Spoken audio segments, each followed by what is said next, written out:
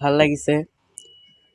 মই যিমানখিনি কষ্ট কৰিছোঁ তাৰ বিনিময়ত আৰু অলপ হ'ব লাগিছিলে। যিখিনি হৈছে সুখী হৈছোঁ। মই ষ্টাৰ মাৰ্ক পাইছোঁ। মোৰ পাৰ্চেণ্টেজ হৈছে 84.66। লেটাৰ কেইটাত?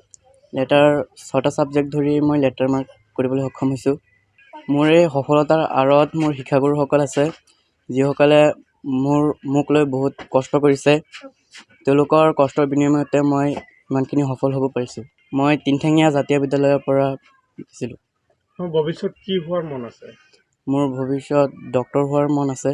হয়, মোৰ ছোৱালীৰ ঘৰৰ নাতি, তাক যেনেকৈ সুবিধা দিব লাগিছিল আমি দিব পৰা নাই।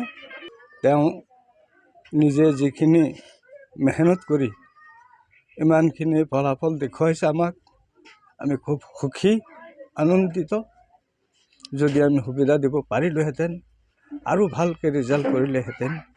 আৰু ইয়াত যদি কোনোবাই আগবাঢ়ি আহে, দৰ্জী কাম কৰে, পেছাত এজন দৰ্জী কাম কৰোঁ। অৱস্থা মোৰ ইমান ভাল নহয় মানে যে 20-50 হাজাৰ টকা চিকিউৰিটি দি পেলাই যে এটা ৰুম ল'ম, লৈ পেলাই তাত দোকান কৰিম, তেনেকুৱা চিটুৱেশ্যনত নাই মই।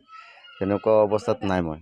ঘৰতে কাম কৰি আছোঁ, মেচিন ঘৰতে আছে, আৰু ঘৰতে মানুহে কাপোৰ চাপোৰ ঘৰতে লৈ আনে। এই ঘৰত কাম কৰি এজন ল'ৰাক এনেকুৱা এটা লাইনত পঢ়ুৱাবলৈ মানে মোৰ অৱস্থা ইমান নহয় যে মই পইচা ইমান খৰচ কৰিব পাৰিম। আশাটো মোৰো বহুত যে ল'ৰাটোক সি যেতিয়া ভাবিছে যে ডক্তৰ পঢ়িব, আৰু সেইমতে সি ৰিজাল্টটো কৰিছে, তো হয়তো মই একো দিব পৰা নাই, যে যিখিনি দিব লাগিছিলে এজন ষ্টুডেণ্টক ৰাতি 10টা 9টা বা যিকোনো সময়ত একাপ চাহ সময়মতে একাপ চাহ দিব পৰা বা কিবা এটা ফল মূল, তেনেকুৱা অৱস্থাত নাছিলোঁ মই। তেওঁ যে ইমানখিনি ৰিজাল্ট কৰিছে, এইটো মানে কি মোৰ বহুত ভাল লাগিছে। মানে মই যে কেনেকৈ মোৰ মনৰ ভিতৰৰ কথাটো প্ৰকাশ কৰিম, সেই ভাষাটো মোৰ নাই। প্ৰতিটো ৰাজনৈতিক দলে বজাইছে নিৰ্বাচনী ৰণদংকা।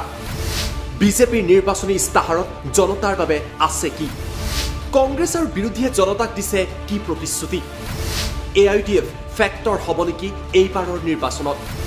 প্ৰতিটো দলৰ প্ৰতিনিধিয়ে জনতাক ক'ব তেওঁলোকৰ প্ৰতিশ্ৰুতিৰ কথা। ষ্টাৰ চিমেণ্ট 24ত চৰকাৰ কাৰ? পাৱাৰ্ড বাই ডাটা মিছন।